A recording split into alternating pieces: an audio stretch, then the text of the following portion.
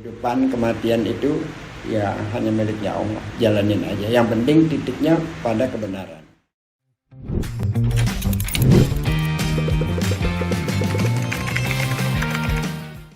Assalamualaikum warahmatullahi wabarakatuh. Kali ini kita mendapatkan tamu yang luar biasa, yang sangat prominent. Kita akan melakukan bincang-bincang sedikit tentang latar belakang sosok beliau dan kemudian juga sampai kiprah terakhir yang perpolitikan nasional kita tak jauh dari amatannya, dan karena dia punya kegelisahan, itu adalah Bang Geis Khalifa. Selamat datang Bang Geis. Makasih udah diundang. Pemirsa, saya akan memandu diskusi ini bersama dengan Laras Septidina Poroswari. Ya, bincang-bincang kita ini kita mulai dari begini Bang Geis. Yap. Coba tolong di highlight sedikit Bang Geis. Iya kan? Saya kenal Bang Geis ini sudah sangat lama sekali gitu ya. Nah, tetapi untuk kepada publik coba tolong di highlight. Iya kan? Banyak orang menganggap bahwa Geis Khalifa ini ada karena Anies Baswedan ada gitu ya. Padahal orang nggak tahu bahwa Bang Geis ini banyak berada soal pendirian para Madinah. Kemudian juga ada Partai Keadilan dulu, kemudian juga latar belakang sepak bolanya juga dulu gitu. Cuma tidak bicara di publik, kira-kira begitu. Tolong Bang di highlight ini Bang Geis. Silakan Bang Geis. Siap. Jadi mengenai latar belakang saya maksudnya. Ya. Betul. Ya, saya lahir di Ledjen Suprapto ya, daerah Poncol Senen sana. Saya SD di Tanah Tinggi, terus SMP saya di SMP 2 Budi-Utomo, SMA di SMA Negeri 7 Gambir, lalu kuliah di kampus Universitas Jayabaya. Dan semasa saya SMP itu ketika teman-teman suka dengan lagu-lagu pop apa segala macam, saya sendiri ya mungkin saat itu satu-satunya anak SMP yang ada mengantri untuk mendapatkan tiket konser rakyat Leo Christie di tim. Saya SMP. Bahkan di masa itu saya punya semua albumnya, setiap keluar album. Lalu teman-teman yang usia dengan saya itu bingung. Ini lagu apa sih? Kan kalau di masa itu orang sukanya lagu Rafiqa Duri. Ya, lagu cinta lah. Kalau ini kan kritik sosial. Tapi yang saya dengarkan, kalau ke kota esok pagi sampaikan salam rinduku, katakan padanya padi-padi telah masak. Roda giling berputar-putar siang malam, tapi bukan kami punya. Itu salam dari desa Leo Christie. Lalu ada lagu lainnya lagi dia, kalau cermin tak lagi punya arti, pecahkan berkeping-keping dan kita berkaca di riak gelombang. Sebut satu kata, aku. Jadi kalau saya mau balik ke masa lalu, rasa-rasanya sih memang dari kecil itu sudah berkenalan, tanpa diajari ya, berkenalan dengan lirik-lirik yang berbicara tentang sosial. Nah, beranjak ke SMA, saya ya biasalah main motor apa gitu. Nah, kuliah masuk ke HMI, mulai berpikir tentang negara, macam-macam hal. Sepertinya, nah, lalu kemudian terpilih menjadi Ketua Pemuda Alirsat se-Indonesia, lalu mengurus sebagai Direktur Yayasan Rahmat dan Nurul Alamin. Sampai hari ini saya masih mengelola 4 sekolah. 4 sekolah masih saya kelola, dan salah satunya terbaik 15 tahun berturut-turut akreditasi Diknas Provinsi DKI Jakarta. Kira-kira itulah kalau latar belakang itu. Sempat juga kan menjadi Ketua Umum Pemuda. Iya, Ketua Umum Pemuda Alirsat. Sempat juga menjadi pengurus di Majelis Nasional kami. Ya, dan kemudian pergaulan Bang Geis juga dengan tokoh-tokoh ekonomi nasional, tokoh kebudayaan nasional. Pokoknya secara nasional tuh Bang Geis sudah melakukan mulai dari SMP ya, soal SMA. Itu kalau kayak gitu saya biasanya ikut pengajian di masjid-masjid ya. Tapi kalau bergaul secara langsung pada saat mulai tingkat 2 kali saya kuliah itu, Jadi ada seminar di LP3S, di CSAS, lalu ikut acara-acara Jaknur gitu kan. Dulu kan ada Majelis Reboan, lalu diminta oleh Bang Eki Saharudin untuk hadir di acara-acara Panasia. Itu dari masa kuliah itu udah aktif bergaul dengan para intelektual seperti Mas Adi Sasono, lalu Mas Dawam Raharjo, Bang Sri Tua Arif, dan mereka banyak menulis di dulu namanya Jurnal Prisma. Prisma. Prisma. Zamannya apa Masin ya? Iya. Terus saya juga dipaksa sebenarnya oleh Bang Fahri Ali untuk juga menulis. Maka menulislah saya. Biasanya saya menulis kalau nggak di media harian seperti Prioritas zaman itu, atau di Jurnal Ilmu dan Budaya punyanya UNAS. Iya. Saya udah banyak baca tulisan Bang Ges, termasuk cukup halus ya, kayak wartawan. Ya tergantung mood. Tergantung. Iya. Kalau di masa lalu itu saya nggak pernah nulis politik, nulisnya cerpen. Iya. Nulisnya cerpen. Dan Bang Ges ini muncul di setiap TV, selalu viral dan selalu penuh dengan perdebatan gitu ya. Begitu ya. Ya. Ges ini sebenarnya senang perdebatan atau nggak tahan kalau misalnya gimana itu? Apa situasi membuat Anda menjadi yang seperti itu gitu loh? Dengan pakai data dan kemudian juga dengan pilihan katanya yang menukik yang begitu gitu loh. Itu gimana itu? Mood juga. Gini sebenarnya, saya itu relatif tidak terlalu suka dengan konflik. Relatif tidak suka dengan konflik, bahkan di masa-masa lalu itu saya hampir tidak punya lawan yang keras, hampir nggak punya. Semuanya teman. Lalu kalaupun saya ikut-ikutan dalam proses politik, biasanya hanya sebesar ikut aja, tapi nggak ikut berperan langsung. Tapi saya melihat terhadap Anies itu yang terjadi adalah bukan kritik, tapi kezoliman. Kezoliman yang terus-menerus dilakukan terhadap Anies, hingga saya mengambil keputusan ini harus dilawan. Dilawannya dengan data. Lalu saya melihat teman-teman, pada saat itu kan saya nggak ikut ya. Saya baru terlibat langsung berada di publik berhadapan-hadapan itu 2020. Ya. Karena sebelumnya itu saya orang yang tidak nyaman berada di ruang publik. Karena itu mengurangi privasi saya menurut saya. Nah, teman-teman yang menjawab ininya mereka itu relatif normatif. Ya. Maka dan begini, kalau berita negatif itu dibaca oleh 100 orang, maka klarifikasinya itu biasanya hanya dibaca oleh 30% dari pembaca pertama. Kalau klarifikasinya normatif, maka saya membuat teori sendiri. Klarifikasinya benar secara data, tapi tone-nya negatif. Agar apa? Yang membaca klarifikasi ini melampaui dari yang membaca berita negatif pertama. Jadi saya mengambil tone negatif. Tone negatif maksudnya gini, saya menjawab dengan data tapi menyerang balik. Misalkan ketika Anies diserang bahwa JIS itu anggarannya besar, tidak banyak bermanfaat. Ini contoh kepada PSI dan kepada yang partai yang lain pada saat itu yang menyerang itu. Saya katakan JIS itu sangat bermanfaat karena itu janji yang ditunaikan.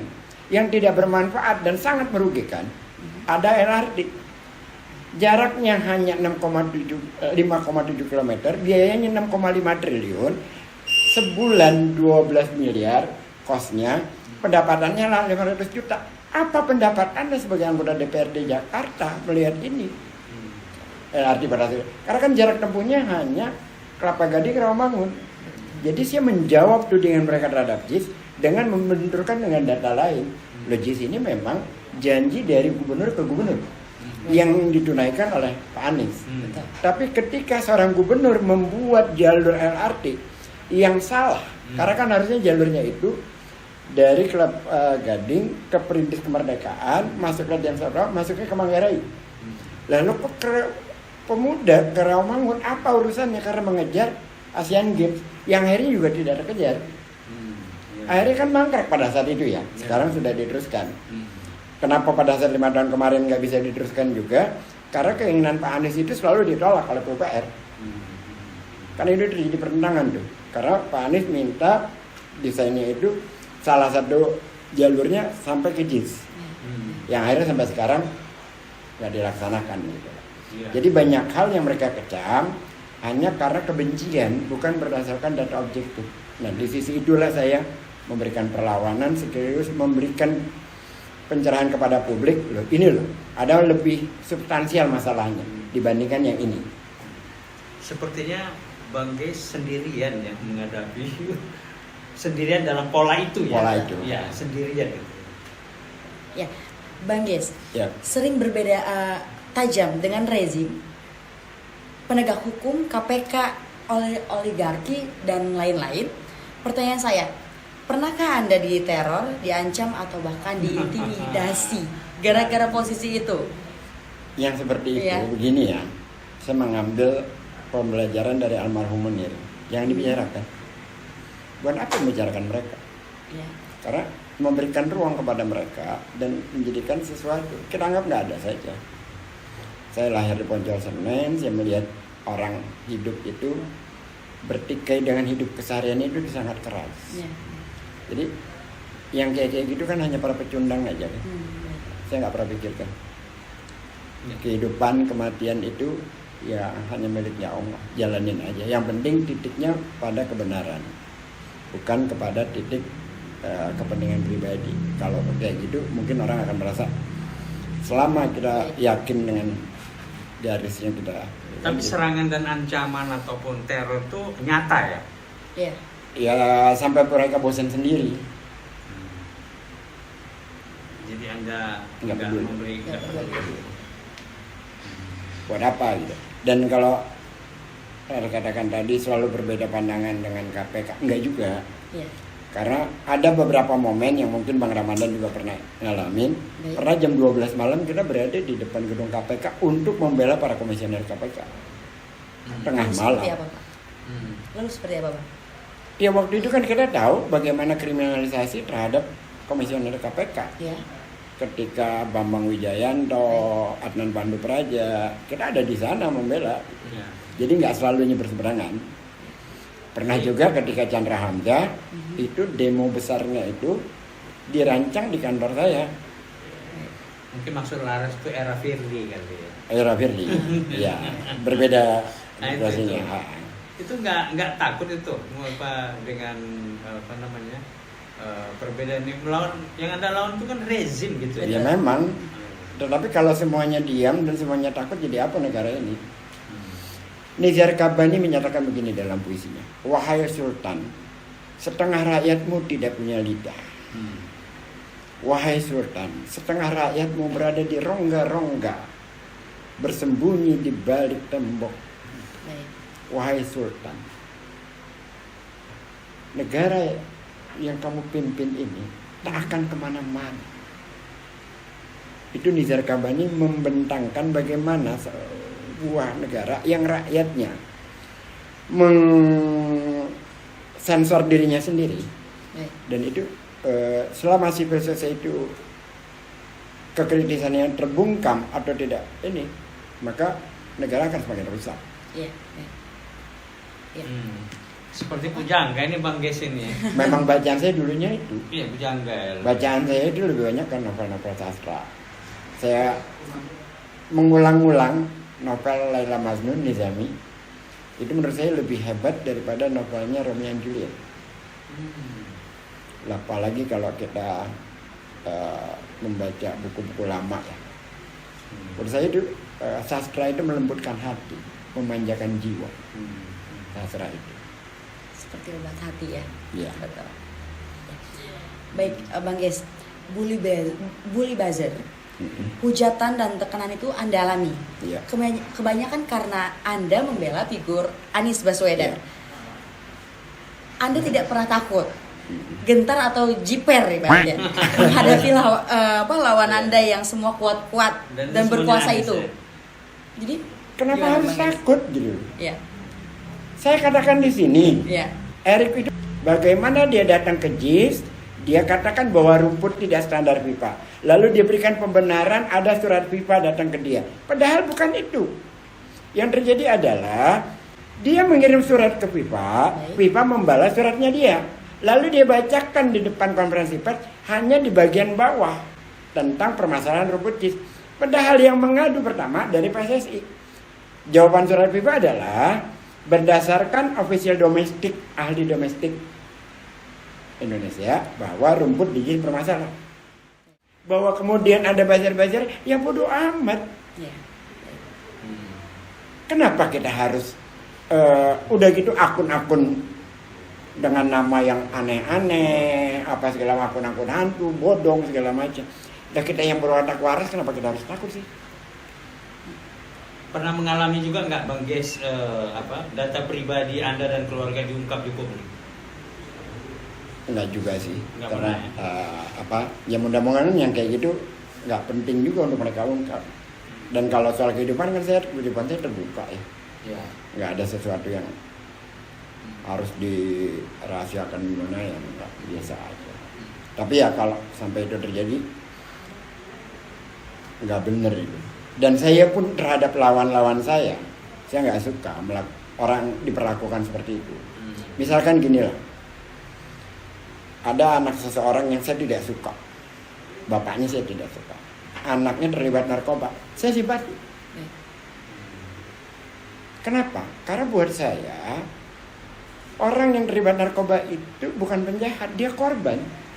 Maka bapaknya itu bukan harus kita cerca, kita berikan simpati. Saat ini dia yang kena, besok waktu mungkin kita. Jadi yang kayak gitu bukan jadi pilihan gitu, bukan sebuah kesenangan untuk kita menghancurkan harkat derajat orang lain. Kan kalau ini kan beda ya, apalagi si apa tuh yang Ajeng Cute atau apa tuh.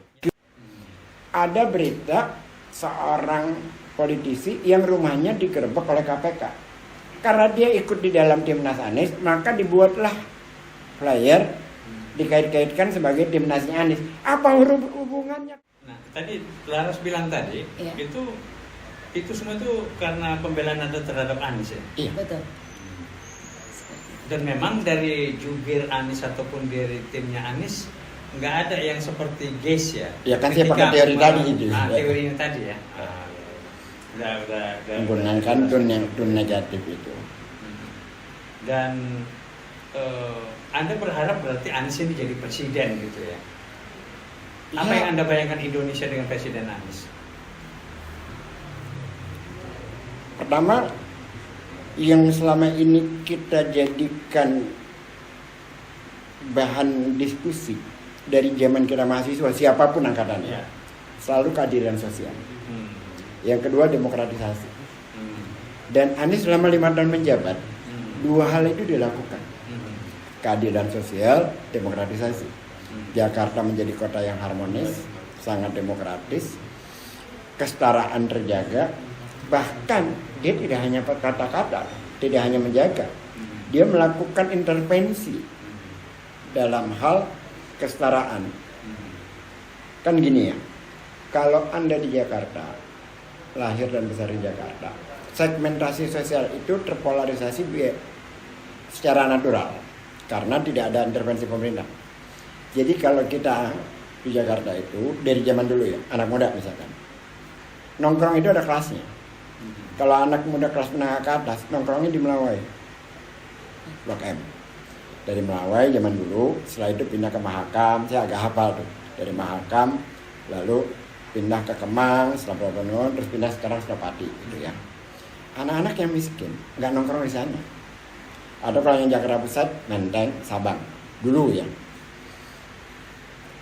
Oleh Anies lihat, kalau orang kaya itu jalan-jalan kalau di malnya itu Plaza Indonesia atau Grand Indonesia. Yang menengah ke bawah Tamrin City. Lalu dibuatlah ruang ketiga. Yang hingga bukan hanya anak Jakarta Selatan yang di ujung sana aja yang datang.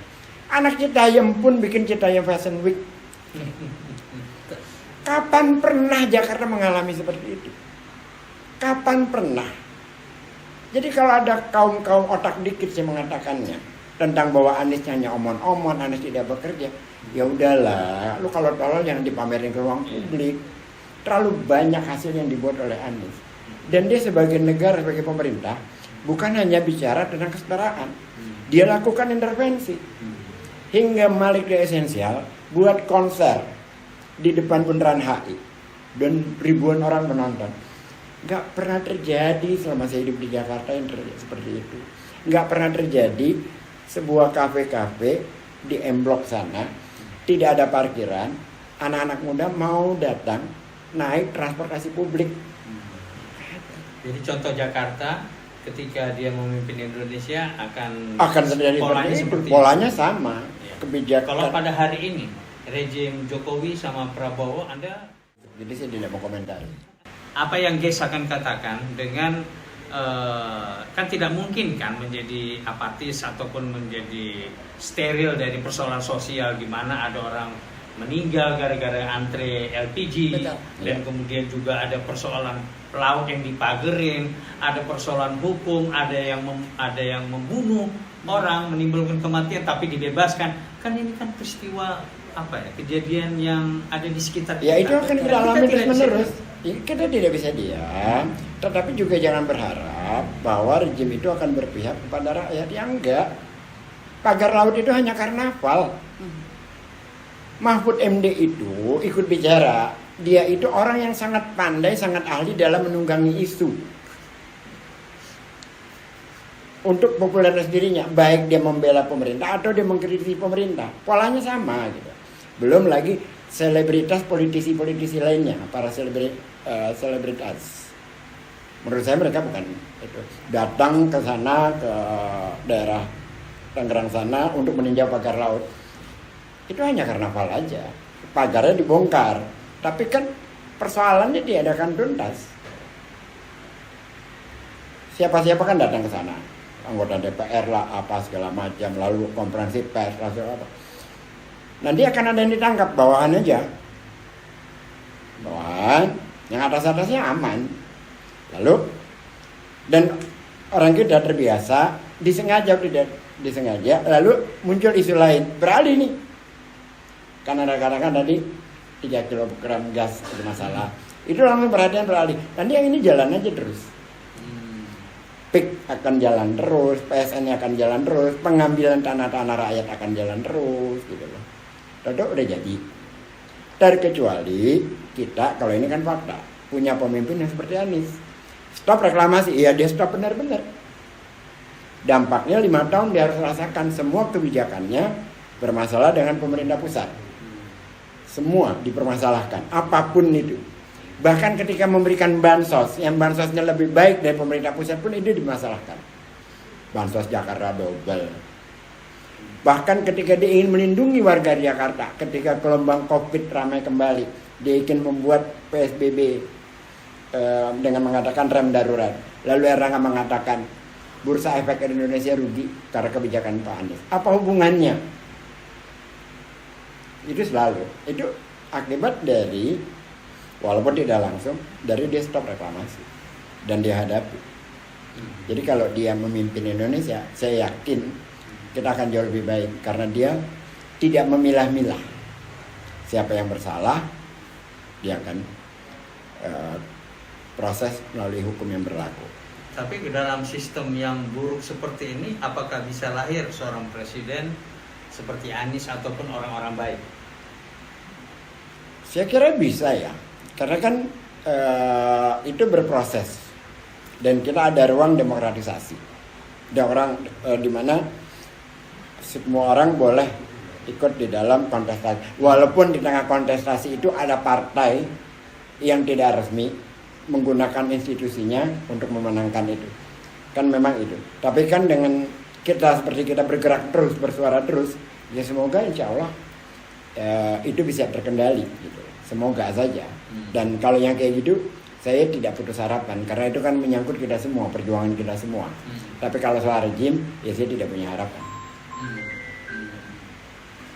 Baik Bang Ges, menanggapi yang tadi Bang Ges jelaskan tentang JIS, kembali kepada JIS yang sudah dibangun dengan mahal tapi tidak digunakan secara maksimal. Saya lihat karena tidak terpakai untuk sepak bola. Bagaimana pandangan Bang Ges? Ya kan saya katakan semula bahwa kan gini, JIS itu kalau dipakai pada saat itu akan mengglorifikasi keberhasilan Anies. Maka tidak pernah digunakan. Lalu ada satu momen di mana PSSI terpaksa harus menggunakan JIS. Ada pertandingan U17. Karena Gelora Bung Karno itu sudah kontrak dengan konser band internasional, saya lupa bandnya. Jadi harus JIS yang digunakan. Nah, supaya Aniesnya terdegradasi lebih dulu, datanglah para rombongan sirkus ini. Erick Thohir tadi. Dia katakan soal bus tidak bisa masuk, itu Menteri Pemuda tuh yang ngomong. Tidak bisa akses ke pemain. Ternyata bisa. Lalu dia dikatakan rumput bermasalah. Ternyata habis diganti rumputnya malah banjir. Kan gitu. Karena persoalan politik. Tapi kalau JIS itu sendiri, memang ketika Anies 5 tahun itu belum tuntas semua. Misalkan stasiun kereta api, di saat Anies itu kan ada stasiun sementara yang akan dibuat di sekitar situ sama stasiun yang akan terjadi besarnya. Itu belum tuntas. Dan kenapa itu nggak dikerjain sih juga nggak tahu. Lalu tempat parkiran mobil memang sengaja dibuat di situ tidak boleh ada parkir mobil untuk pengunjung. Jadi parkir itu di Kemayoran atau di Ancol. Dan dari Ancol itu sendiri itu ide saya. Membuat jembatan layang itu dari jalan raya yang di Ancol itu menuju ke JIS. Nah, itu kan memang dalam proses, tidak semua sekaligus dikerjakan jadi gitu. Sudah marketnya sudah ada, semua sudah lengkap. Tetapi kan untuk menggunakan JIS harus merusak dulu reputasi Pak Anies ya. Dirusak dulu reputasi Pak Anies. Sebenarnya karena dia butuh pakai, tapi tidak ingin membuat nama Pak Anies itu murah.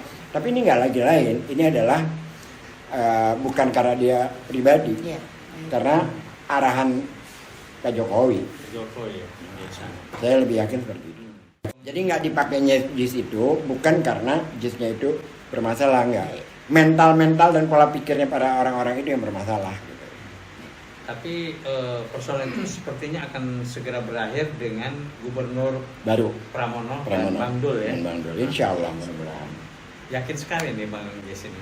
Ya saya lihat dia lebih objektif ya daripada kalau yang kemarin kan PJ ya. PJ itu kan ngikutin arahan atasannya aja. Dan ini juga bukan ternak katanya. Kenapa? Bukan ternak, bukan. Makanya lebih bebas, lebih bebas. Kalau yang kemarin kan bahkan nama Anies Baswedan di 5 lapangan sepak bola di Jakarta itu dihapus. Kan ada tulisannya bagus tuh. Oleh PJ ya? Iya. Lalu tulisannya lapangan ini digunakan untuk apalah. Anies kan kalau berkalimat kan bagus kan. Terus di bawahnya diganti dengan Dinas Olahraga Pemprov DKI.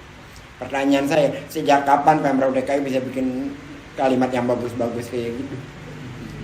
Kok Jakarta Kota Kolaborasi kan keren. Diganti dengan kalimat yang norak, sukses Jakarta untuk Indonesia. Itu kan norak banget, fontnya juga jelek banget. Dan Bang Ges jadi mungkin karena percaya sama Pram dan Dul tadi ya, Bang Ges dan Anies ikut bantu ya. Ya karena dia kan membuat komitmen dengan warga Kampung Bayam. Itu yang utama. Kalau nggak ada itu ya kita belum tentu juga. Karena ada komitmen kepada masyarakat bawah, ada komitmen akan meneruskan air bersih terhadap warga miskin di Jakarta. Ya kita menitipkan harapan kepada dia. Ya semoga dia lakukan. Terus kita belum lihat juga ya kesananya nanti seperti apa. Kita wait and see aja. Jangan juga terlalu menaruh harapan 100% tanpa kita punya reserva. Ntar akhirnya kecewanya 2 kali. Kan 2014 orang seperti Jokowi kan waduh, anak rakyat, tampilannya sederhana, nggak punya beban. Udah kayak apa gitu kita dapat pemimpin seperti itu. dia memutus rantai elit, dia dapat itu kepercayaan publik yang sangat luar biasa, kepercayaan yang hampir kita tidak ini kan apa, ternyata semua dia rusak, bos.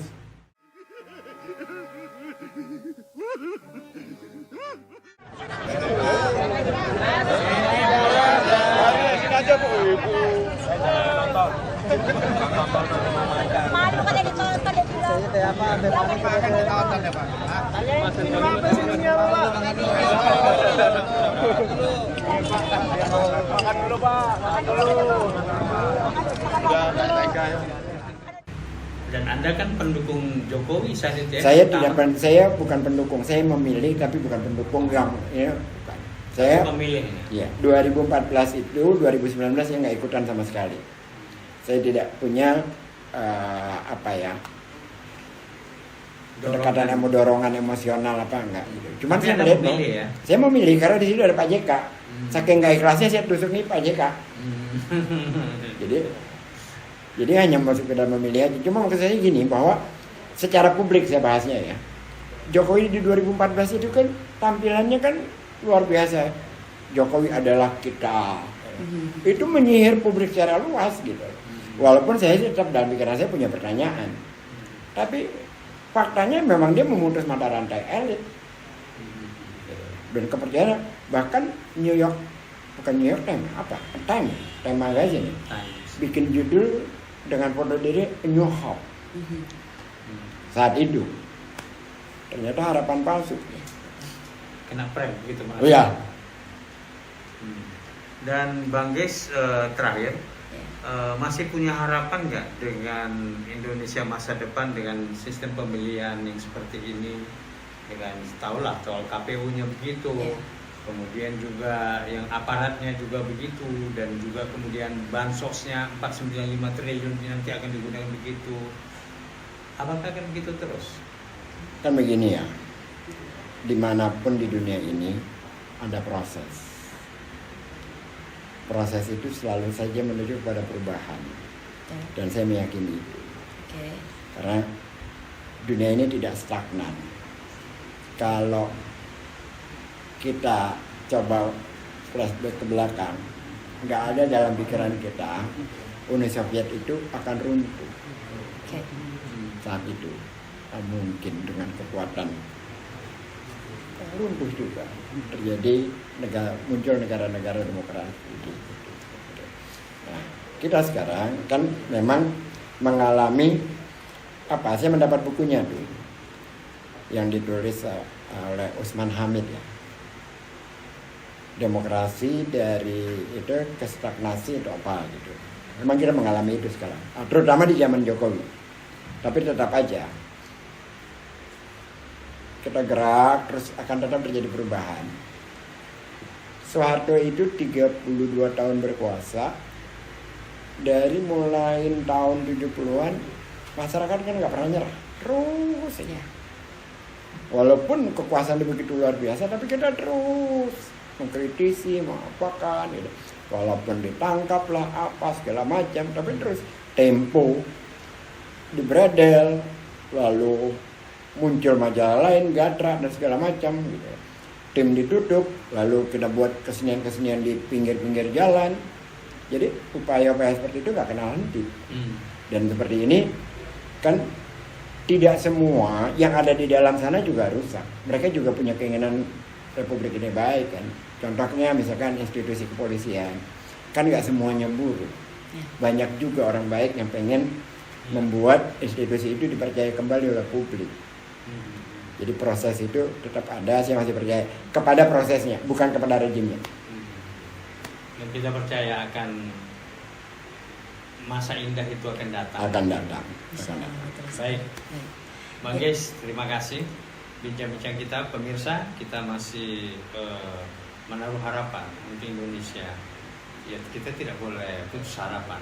Penting kita tetap optimis untuk ke depan dan kita bekerja dengan baik dan kita mulai dari diri kita sendiri juga. Betul ya.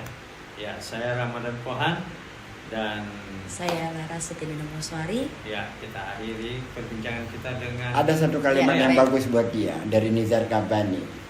Itu syair yang dibuat lagu Iya, baik. oleh Nizar Kabani ini punya juga syairnya, tapi yang menyanyikannya itu Kazim Al-Sahir. Baik. Liriknya berbunyi begini: mendekatimu adalah ilusi, menciummu adalah bunuh diri. Luar biasa. Ya, masih apa bait-bait larik dari puisi-puisi kita nih, Bang Ges ini. Bicara bola iya, tapi tidak untuk era sekarang katanya. Bicara sajak, beliau juga ini juga dia tidak bicara tadi ya Jakarta Melayu Festival itu ini Betul. otaknya. Ini idenya, inisiatornya semuanya gitu. Itulah dia Bang Ges. Ya. Baik. Bang Ges, terima kasih Bang Ges. Terima kasih banyak, Siap, Bang Ges. terima kasih. Terima kasih. Terima kasih. Ya. Oke. Assalamualaikum warahmatullahi wabarakatuh. Waalaikumsalam warahmatullahi Warahmatullahi wabarakatuh. wabarakatuh.